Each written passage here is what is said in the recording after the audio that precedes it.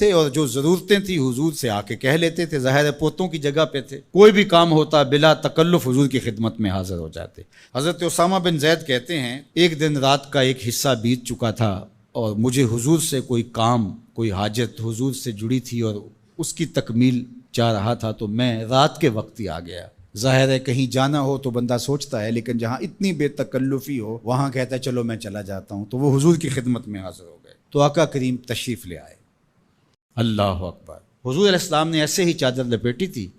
اور حضور کے اطراف میں ابھار تھے، لیکن مجھے نہیں پتا تھا کہ اندر کیا ہے، تو میں نے حضور سے حاجت کہی، حضور نے میری حاجت پوری کر دی۔ فلما فرغت من حاجتی، جب میں اپنی حاجت سے فارغ ہو گیا، جو میرا کام تھا وہ ہو گیا، تو پھر میں نے یہ سوال کر ہی لیا، قلت ما ھذا الذی انت مشتمل علیہ، میں نے کہا حضور یہ کیا ہے جس کے اوپر آپ نے چادر ڈال کر ڈھانپا ہوا ہے؟ فکشفہ، تو حضور نے کچھ بتانے کی بجائے چادر ہی کھول دی۔ جب چادر کھلی تو منظر صاف تھا۔ میں نے کیا دیکھا، سنو، حضرت اسامہ بن زید بن حارثہ بیان کرتے ہیں، فائز الحسن والحسین علی ورقہ، ایک پہلو سے امام حسن چمٹے تھے اور ایک جانب امام حسین چمٹے ہوئے،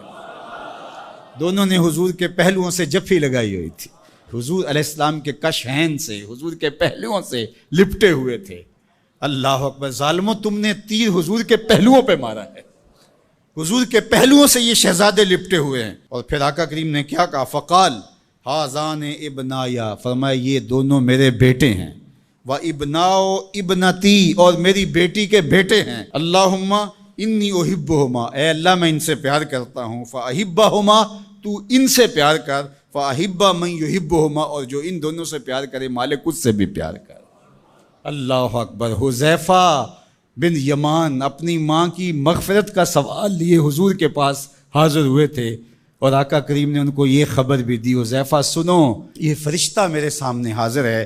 اور یہ میری فاطمہ اور میرے حسن حسین کے لیے جنتیوں کی سرداری کا مجدہ جاں فضا لے کر آئے ہیں، پیغام لے کر آئے ہیں، بشارت لے کر آئے ہیں۔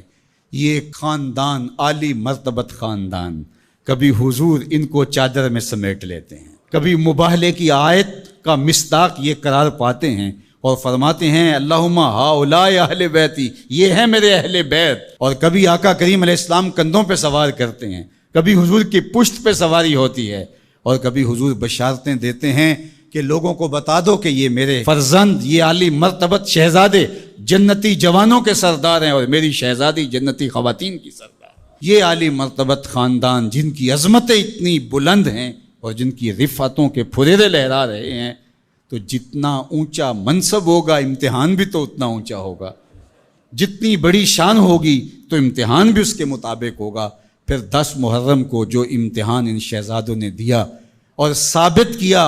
کہ ہم سرداران جو جنت ہیں وہ ایسے ہی نہیں بن گئے، کیسے کڑے امتحان سے گزر کر کے ہم اس مرتبہ رفیع کے اپنے آپ کو حقدار بتا رہے ہیں۔ کوئی یہ نہ کہے کہ پیغمبر نے اپنے نواسے جان کے ایسے ہی بشارت دے دی تھی اور یہ عظمت ان کو حاصل ہو گئی تھی، ورنہ ان کے اندر کیا رکھا تھا۔ اب زمانہ دیکھے کہ جو حسین ابن علی نے کر کے دکھایا ہے، زمانے میں کوئی دکھائے تو صحیح۔ عظمتوں کی جس مسند پہ بیٹھے شہزادہ رسول دکھائی دیتے ہیں اور شہزادی رسول دکھائی دیتی ہیں اور امام حسن دکھائی دیتے ہیں، یہ الگ الگ عنوانات ہیں، جس عنوان پہ آئیں تو ایک کائنات بسی ہوئی ہے۔ اللہ جل شانہ ان شہزادوں کی برکت سے ہمیں دین کا حقیقی شعور عطا کر